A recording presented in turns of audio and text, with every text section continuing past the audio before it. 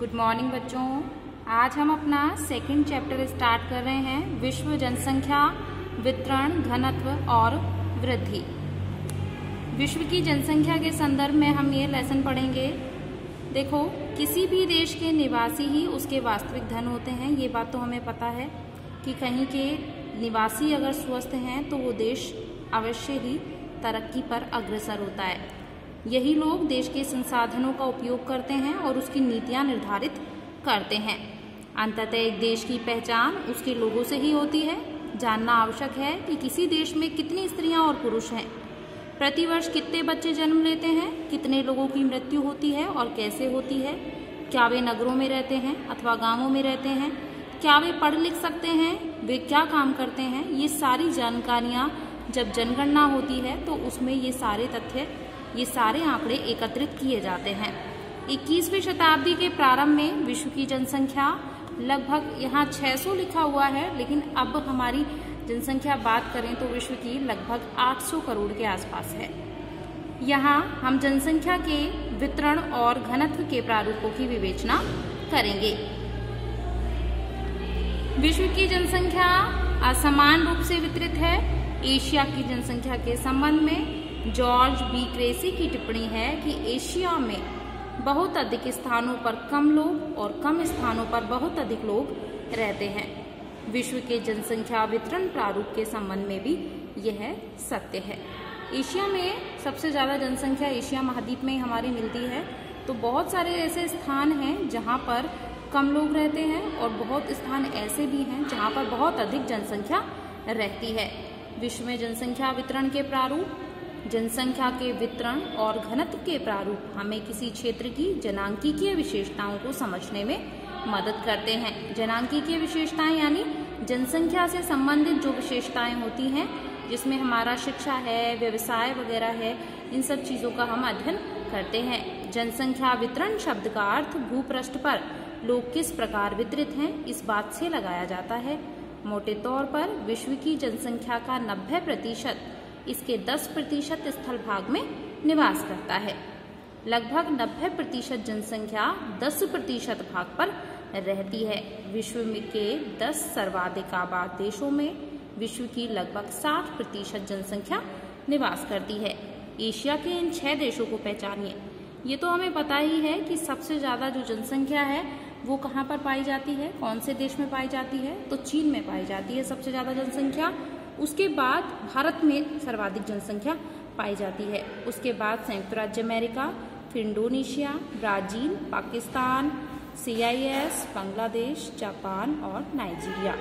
अगर हम बात करें तो चीन में हमारी जो जनसंख्या है लगभग 141 करोड़ के आसपास है और भारत की जनसंख्या हमारी 121 करोड़ है। इसमें पुराने आंकड़े लिखे हुए 2001 के अनुसार, लेकिन 2011 की जनगणना के अनुसार हमारी भारत की जो जनसंख्या है वो कितनी है, 121 करोड़ है।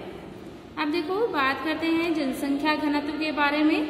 भूमि की प्रत्येक इकाई में उस पर रह रहे लोगों के पोषण की सीमित क्षमता होती है। अतः लोगों की संख्या और भूमि के आकार के बीच का जो अनुपात होता है उसे ही हम क्या कहते हैं, जनसंख्या घनत्व कहते हैं। यानी कि प्रति वर्ग किलोमीटर में रहने वाली व्यक्तियों की जो संख्या होती है उसे क्या कहते हैं, हम जनसंख्या घनत्व कहते हैं। इसे एक सूत्र के द्वारा समझ सकते हैं, जनसंख्या बटे क्षेत्रफल, यानी कि किसी क्षेत्रफल में रहने वाली जनसंख्या। उदाहरण के लिए कै प्रदेश का क्षेत्रफल अगर 100 वर्ग किलोमीटर है और जनसंख्या वहां की 1,50,000 है, तो हम जनसंख्या घनत्व कैसे निकालेंगे। जनसंख्या ऊपर लिखान में आएगी 1,50,000 और बटे में क्या आ जाएगा, क्षेत्रफल आ जाएगा, यानी 100 वर्ग किलोमीटर बटे में आ जाएगा। तो यानी क्या आएगा, 1500 व्यक्ति प्रति वर्ग किलोमीटर, यानी कि 1 वर्ग किलोमीटर में 1500 व्यक्ति रहते हैं। इससे कै प्रदेश के बारे में आपको क्या पता चलता है। क्या आप अवलोकन कर रहे हैं कि कुछ क्षेत्र वास्तव में सघन बसे हुए हैं। ये विश्व के सघन आबाद क्षेत्र हैं जिनमें प्रति वर्ग किलोमीटर 200 से अधिक व्यक्ति निवास करते हैं। ये संयुक्त राज्य अमेरिका का उत्तर पूर्वी भाग, संयुक्त राज्य अमेरिका, यहाँ पे हमारा ये सर्वाधिक बसा हुआ भाग है। देखो, बिल्कुल ब्लैक कलर से इसे दिखाया गया है। यहाँ पे लिखा भी हुआ है 200 से अधिक है जनसंख्या घनत्व। विश्व के नक्शे में जितने भी भाग ब्लैक कलर से दिखाए गए हैं वहाँ का जनसंख्या घनत्व 200 से अधिक है, यानी कि ये सघन बसे हुए क्षेत्र हैं। तो ये संयुक्त राज्य अमेरिका का उत्तर पूर्वी हिस्सा है जो सघन बसा हुआ है। यहाँ पर 200 से अधिक व्यक्ति निवास करते हैं। यूरोप का उत्तर पश्चिम भाग, तो यहाँ हमारा यूरोप है, इसका उत्तर पश्चिम भाग ये रहा यहाँ पर। इसके अलावा दक्षिण पूर्वी और पूर्वी एशिया के भाग हैं। उत्तरी और दक्षिणी ध्रुवों के निकट उष्ण और शीत मरुस्थल, विषुवत रेखा के निकट उच्च वर्षा के अन्य क्षेत्रों में जनसंख्या का घनत्व अत्यंत कम है। ये विश्व के विरल जनसंख्या वाले प्रदेश हैं जहां प्रति वर्ग किलोमीटर एक व्यक्ति से भी कम लोग रहते हैं। ये बात हमें पता है कि ध्रुवों पर क्या होता है, लगभग 6 महीने वहां पर सूर्य दिखाई नहीं देता है और वहां पर लगभग बर्फ रहती है। इस कारण से लोग वहां पर कम रहते हैं। इन दो प्रकार के क्षेत्रों के बीच मध्यम घनत्व के क्षेत्र हैं जिनमें जनसंख्या घनत्व 11 से 50 व्यक्ति प्रति वर्ग किलोमीटर पाए जाते हैं। एशिया में पश्चिम चीन, दक्षिण भारत तथा यूरोप में नॉर्वे और स्वीडन ऐसे क्षेत्रों के कुछ उदाहरण हैं। इन्हें हम देखते हैं। यहाँ हमें नक्शे में जितने भी ब्लैक वाले पार्ट दिखाई दे रहे हैं वहां पर क्या है, 200 से अधिक जनसंख्या घनत्व पाया जाता है, यानी कि ये क्षेत्र सघन बसे हुए हैं आबादी की दृष्टि से। अब बात करते हैं जनसंख्या वितरण को प्रभावित करने वाले कारक। तो जनसंख्या के वितरण को भौगोलिक कारक, आर्थिक कारक, सामाजिक, सांस्कृतिक सभी कारक प्रभावित करते हैं। तो सबसे पहले हैं हमारे भौगोलिक कारक।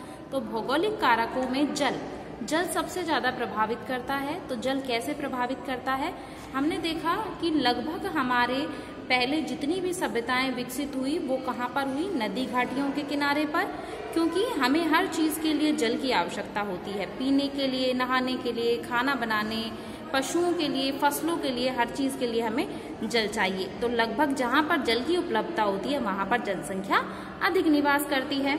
भू आकृति, लोग क्या है, ऐसी जगहों पर रहना पसंद करते हैं जहां पर सड़कें हों, अच्छी जहां पे फसलें उत्पादित कर सकें वो।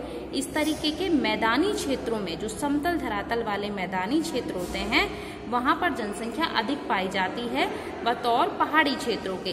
पहाड़ी क्षेत्रों में जनसंख्या कम और मैदानी क्षेत्रों में अधिक मिलती है।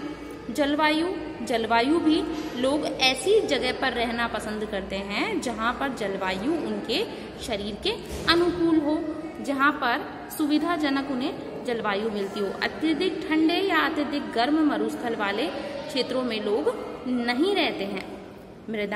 मृदाएं भी इस तरीके की होनी चाहिए। लोग वहां बसना पसंद करते हैं जहां उपजाऊ दोमट मिट्टी हो, वहां पर अधिक लोगों का बसाव होता है, क्योंकि लगभग हमारी जनसंख्या क्या है, कृषि कार्यों में लगी हुई होती है।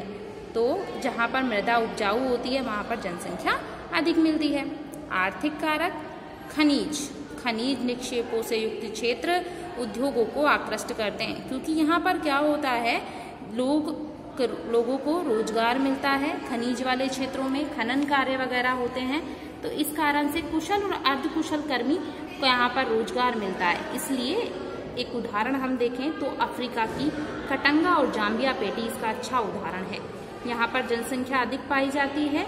वैसे मरुस्थलीय क्षेत्र है, लेकिन जनसंख्या अधिक इसलिए पाई जाती है क्योंकि यहाँ पर खनन क्षेत्र है, लोगों को रोजगार मिलता है, रोजगार लोगों को आकर्षित करता है। नगरीकरण, नगर बेहतर सुविधाएं, बेहतर शिक्षा, बेहतर चिकित्सा सुविधाएं आदि हमें प्रदान करते हैं, इसलिए गांवों से लोग नगरों की ओर खींचे चले जाते हैं, इसलिए नगरों में जनसंख्या अधिक पाई जाती है।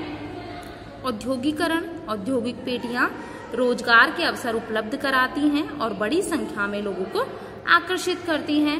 इनमें केवल कारखानों के श्रमिक ही नहीं होते, बल्कि परिवहन परिचालक, दुकानदार, बैंक कर्मी, ये सब चीजें भी क्या हैं, लोगों को आकर्षित करती हैं। और जहां पर औद्योगिकरण अधिक होता है वहां पर लोग अधिक निवास करते हैं। जापान का कोबे ओसाका प्रदेश अनेक उद्योगों की उपस्थिति के कारण सघन बसा हुआ है। अब देखो, सामाजिक और आर्थिक सांस्कृतिक कारक किस प्रकार से जनसंख्या को प्रभावित करते हैं। तो जहां पर सामाजिक परिस्थितियां अच्छी होती हैं और सांस्कृतिक कारक अच्छे होते हैं वहां पर लोग अधिक निवास करते हैं। जहाँ पे अपने धर्म के अनुसार लोग मिलते हैं, वहाँ पे वातावरण सही रहता है, लड़ाई झगड़े नहीं होते हैं, ऐसी जगहों में लोग बसना पसंद करते हैं। जैसे कि कश्मीर में लोग कम बसना पसंद करते हैं क्योंकि वहाँ पर आए दिन अशांति फैली रहती है। इस तरीके से आज हमने पढ़ा जनसंख्या के वितरण को प्रभावित करने वाले भौगोलिक कारकों के बारे में और जनसंख्या घनत्व के बारे में। आज मैं अपनी क्लास को यहीं ख़त्म करती हूँ। Thank you.